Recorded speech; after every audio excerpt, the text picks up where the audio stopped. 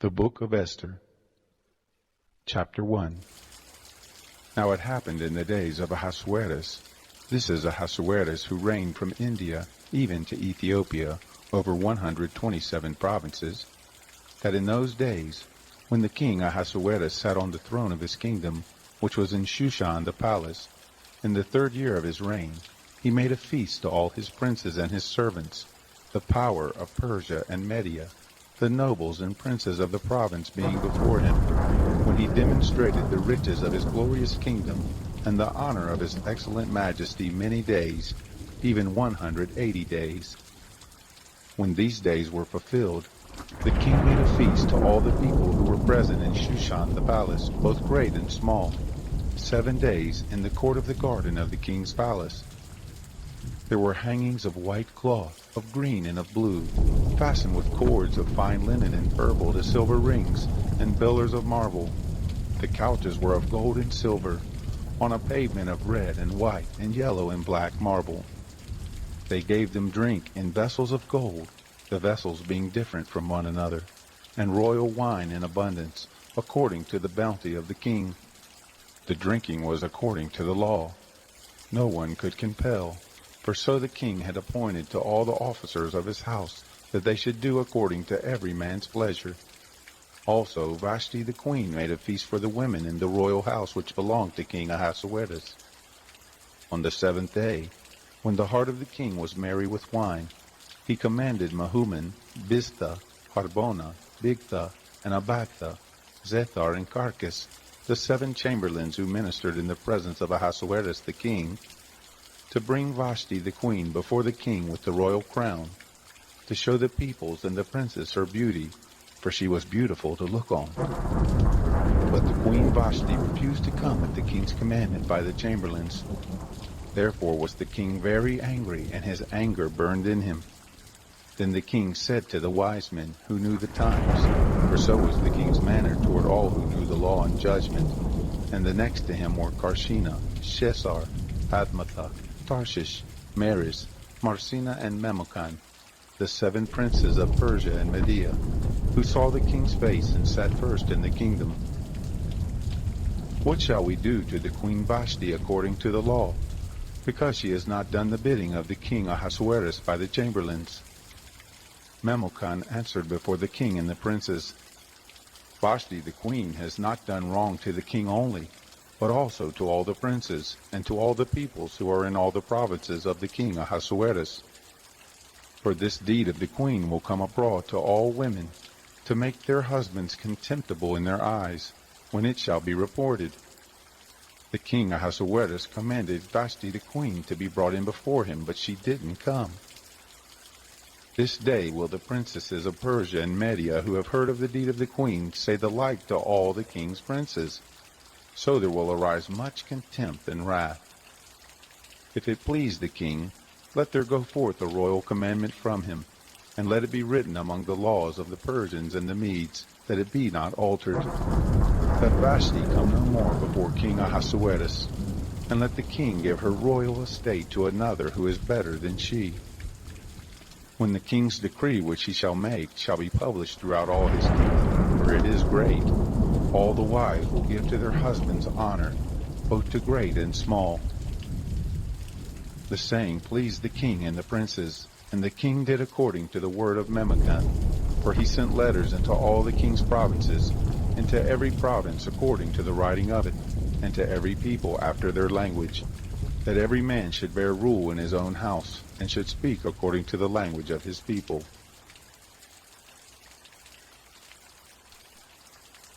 Chapter 2. After these things, when the wrath of King Ahasuerus was pacified, he remembered Vashti, and what she had done, and what was decreed against her. Then said the king's servants who ministered to him, Let there be beautiful young virgins sought for the king, and let the king appoint officers in all the provinces of his kingdom, that they may gather together all the beautiful young virgins to Shushan the palace, to the house of the women, to the custody of Haggai the king's chamberlain, keeper of the women, and let their things for purification be given them, and let the maiden who pleases the king be queen instead of Vashti. The thing pleased the king, and he did so.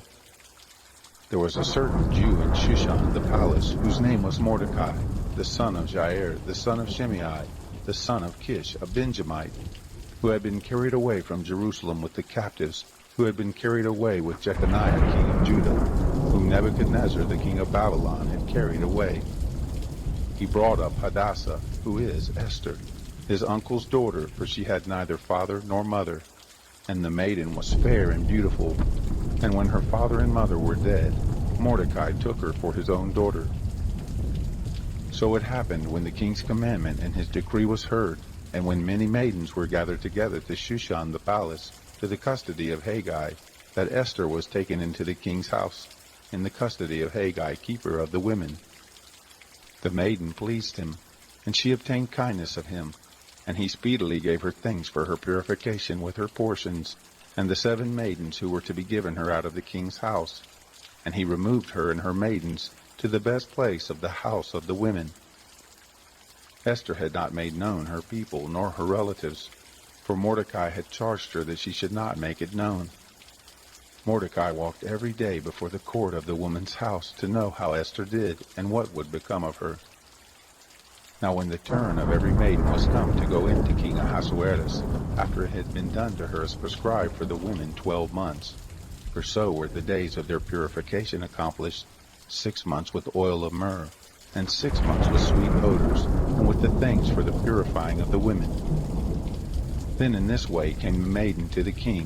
Whatever she desired was given to her to go with her out of the house of the women to the king's house.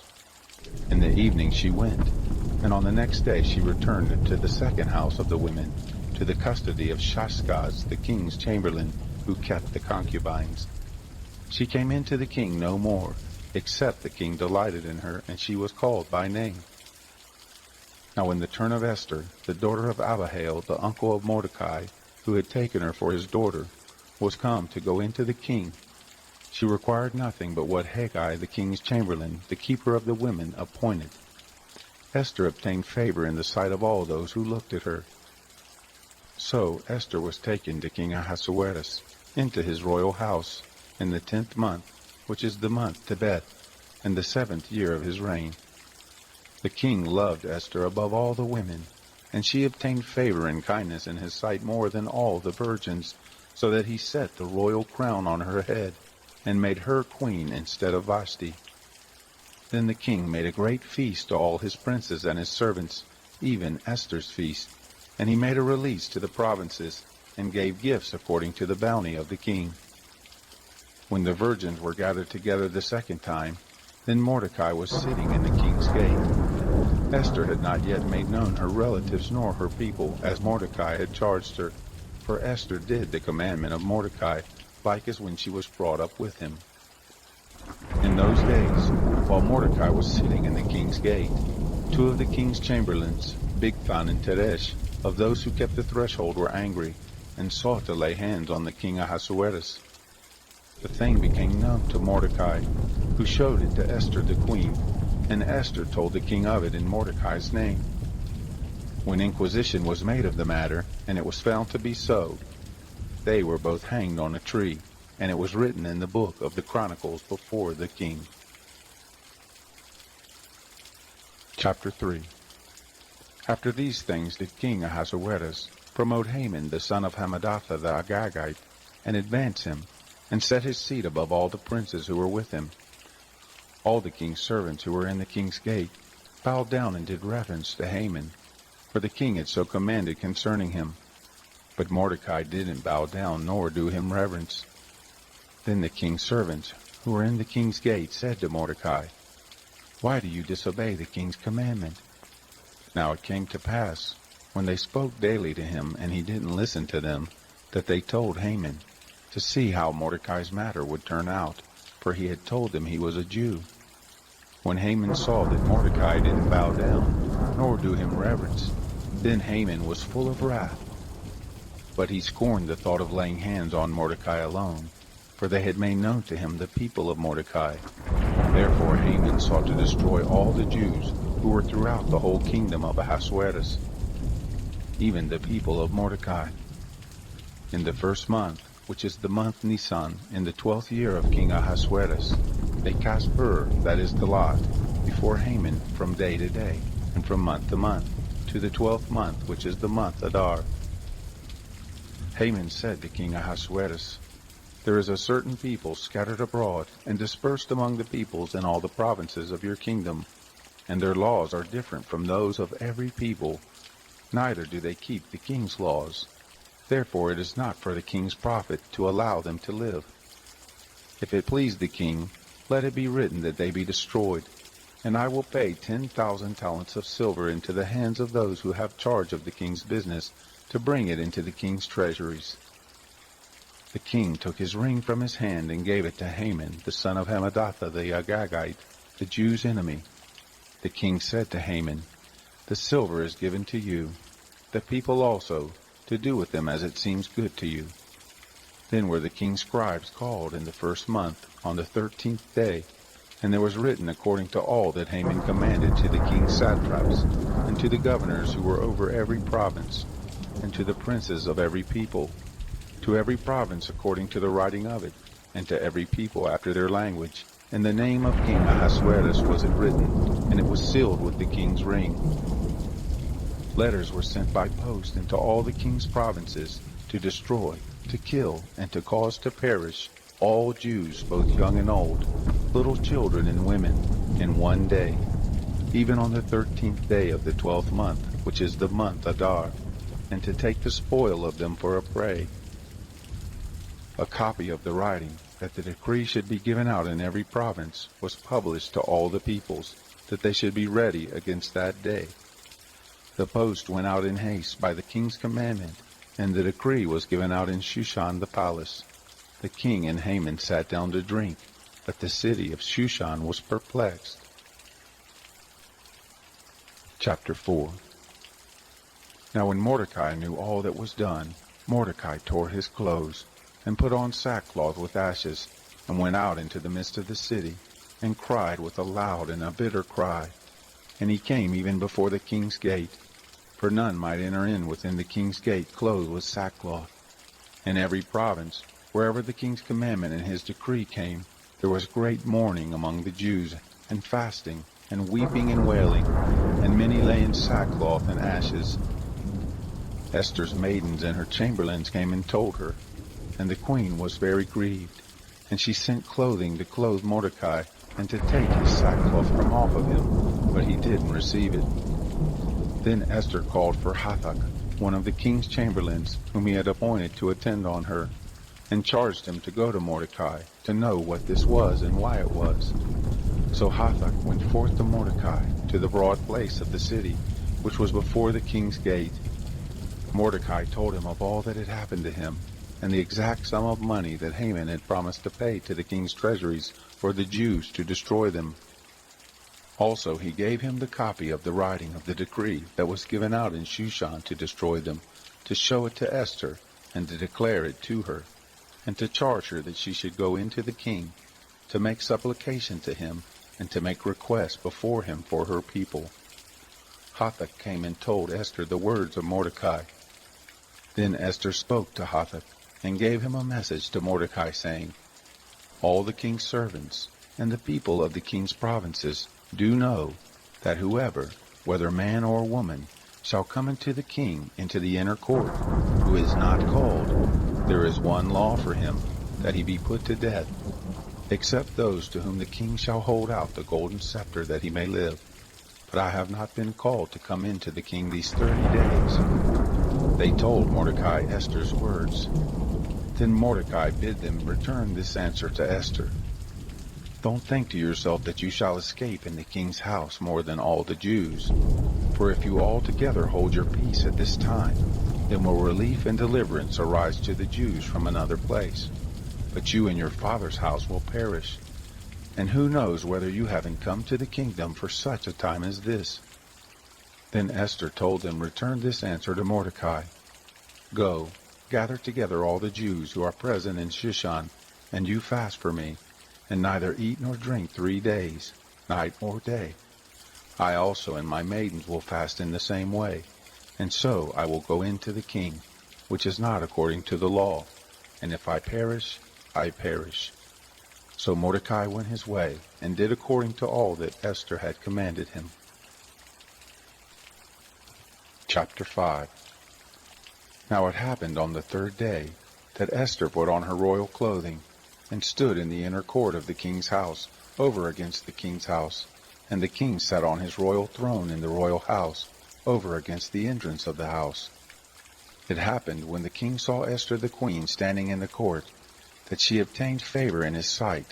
And the king held out to Esther the golden scepter that was in his hand. So Esther drew near, and touched the top of the scepter. Then the king said to her, "What do you want, Queen Esther, and what is your request? It shall be given you even to the half of the kingdom." Esther said, "If it seems good to the king, let the king and Haman come this day to the banquet that I have prepared for him."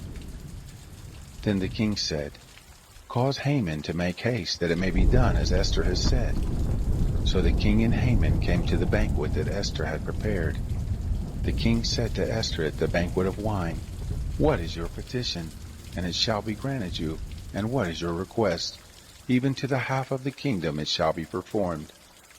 Then answered Esther, and said, "My petition and my request is, if I have found favor in the sight of the king, and if it please the king to grant my petition, and to perform my request, let the king and Haman come to the banquet that I shall prepare for them, and I will do tomorrow as the king has said." Then went Haman forth that day joyful and glad of heart. But when Haman saw Mordecai in the king's gate, that he didn't stand up nor move for him, he was filled with wrath against Mordecai. Nevertheless, Haman refrained himself and went home, and he sent and fetched his friends and Zeresh his wife. Haman recounted to them the glory of his riches, and the multitude of his children, and all the things in which the king had promoted him, and how he had advanced him above the princes and servants of the king. Haman said, moreover, "Yes, Esther the queen, let no man come in with the king to the banquet that she had prepared but myself, and tomorrow also I am invited by her together with the king. Yet all this avails me nothing, so long as I see Mordecai the Jew sitting at the king's gate." Then said Zeresh his wife, and all his friends to him, "Let a gallows be made 50 cubits high, and in the morning speak to the king, that Mordecai may be hanged on it. Then you go in merrily with the king to the banquet." The thing pleased Haman, and he caused the gallows to be made. Chapter 6. On that night the king couldn't sleep, and he commanded to bring the book of records of the Chronicles, and they were read before the king. It was found written that Mordecai had told of Bigthana and Teresh, two of the king's chamberlains of those who kept the threshold, who had sought to lay hands on the king Ahasuerus. The king said, "What honor and dignity has been bestowed on Mordecai for this?" Then the king's servants who ministered to him said, "Nothing has been done for him." The king said, "Who is in the court?" Now Haman had come into the outward court of the king's house to speak to the king to hang Mordecai on the gallows that he had prepared for him. The king's servants said to him, "Behold, Haman stands in the court." The king said, "Let him come in."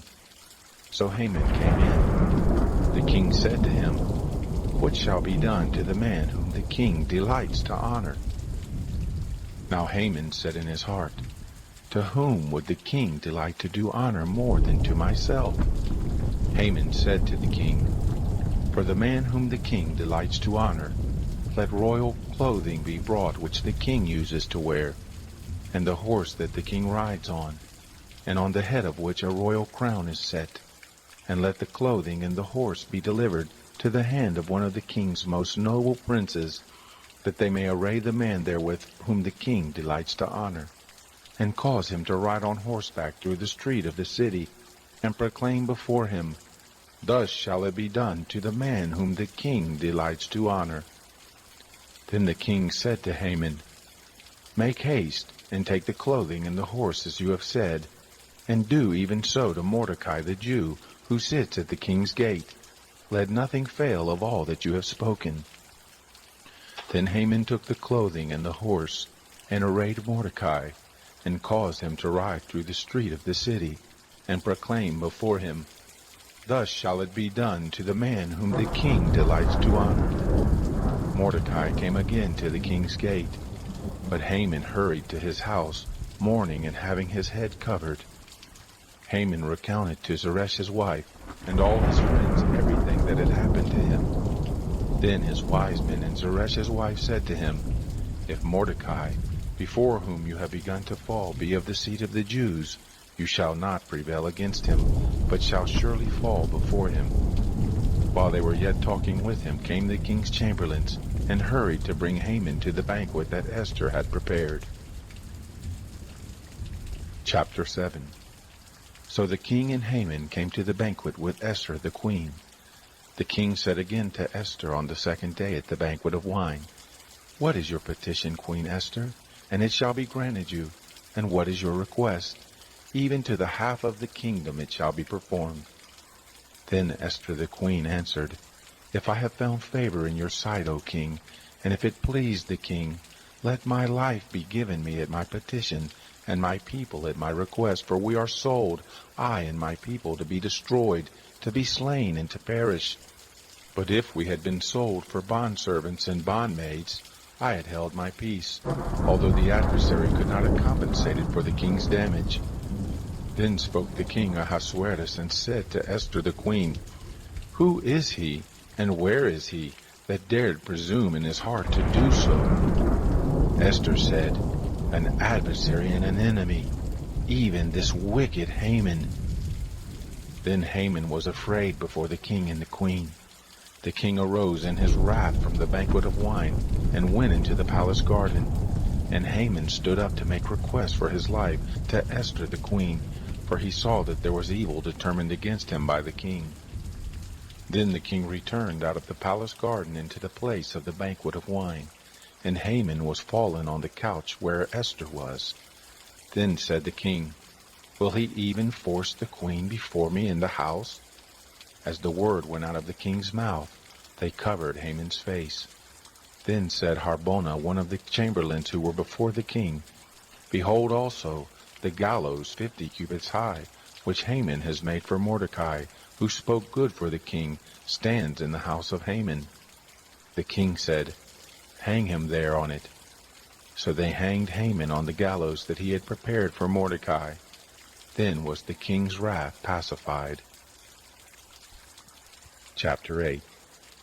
On that day did the king Ahasuerus give the house of Haman the Jew's enemy to Esther the queen. Mordecai came before the king, for Esther had told what he was to her.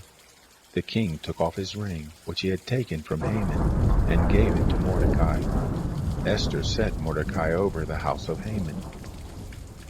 Esther spoke yet again before the king, and fell down at his feet, and begged him with tears to put away the mischief of Haman the Agagite, and his device that he had devised against the Jews. Then the king held out to Esther the golden scepter.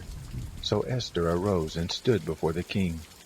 She said, "If it please the king, and if I have found favor in his sight, and the thing seem right before the king, and I be pleasing in his eyes, let it be written to reverse the letters devised by Haman, the son of Hammedatha the Agagite, which he wrote to destroy the Jews who are in all the king's provinces. For how can I endure to see the evil that shall come to my people? Or how can I endure to see the destruction of my relatives?" Then the king Ahasuerus said to Esther the queen and to Mordecai the Jew, "See, I have given Esther the house of Haman, and him they have hanged on the gallows, because he laid his hand on the Jews. Write you also to the Jews as it pleases you, in the king's name, and seal it with the king's ring. For the writing which is written in the king's name, and sealed with the king's ring, may no man reverse." Then were the king's scribes called at that time, in the 3rd month Sivan, on the 23rd day, and it was written according to all that Mordecai commanded to the Jews, and to the satraps, and the governors and princes of the provinces which are from India to Ethiopia, 127 provinces, to every province according to the writing of it, and to every people after their language, and to the Jews according to their writing and according to their language. He wrote the name of King Ahasuerus, and sealed it with the king's ring, and sent letters by post on horseback, riding on swift steeds that were used in the king's service, bred of the stud, in which the king granted the Jews who were in every city to gather themselves together, and to stand for their life, to destroy, to kill, and to cause to perish all of the power of the people and province that would assault them, their little ones and women, and to take the spoil of them for a prey, on one day in all the provinces of King Ahasuerus, namely, on the 13th day of the 12th month, which is the month Adar. A copy of the writing, that the decree should be given out in every province, was published to all the peoples, and that the Jews should be ready against the day to avenge themselves on their enemies. So the post who rode on swift steeds that were used in the king's service went out, being hurried and pressed on by the king's commandment, and the decree was given out in Shushan the palace. Mordecai went forth from the presence of the king in royal clothing of blue and white, and with a great crown of gold, and with a robe of fine linen and purple, and the city of Shushan shouted and was glad. The Jews had light and gladness, and joy and honor. In every province, and in every city, wherever the king's commandment and his decree came, the Jews had gladness and joy, a feast and a good day. Many from among the peoples of the land became Jews, for the fear of the Jews was fallen on them. Chapter 9. Now in the 12th month, which is the month Adar, on the 13th day of the same, when the king's commandment and his decree drew near to be put in execution, on the day that the enemies of the Jews hoped to have rule over them, whereas it was turned to the contrary, that the Jews had rule over those who hated them, the Jews gathered themselves together in their cities throughout all the provinces of the king Ahasuerus, to lay hand on such as sought their hurt, and no man could withstand them, for the fear of them was fallen on all the peoples.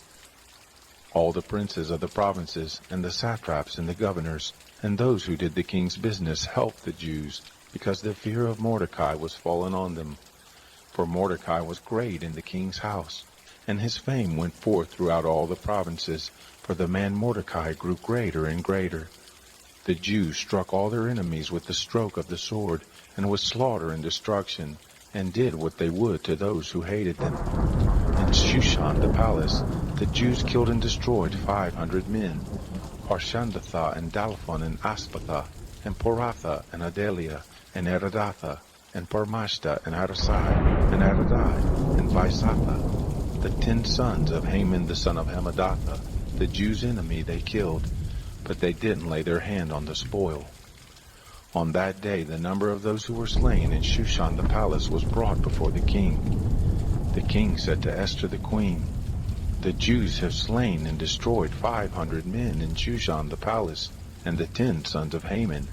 What then have they done in the rest of the king's provinces? Now what is your petition? And it shall be granted you, or what is your further request? And it shall be done."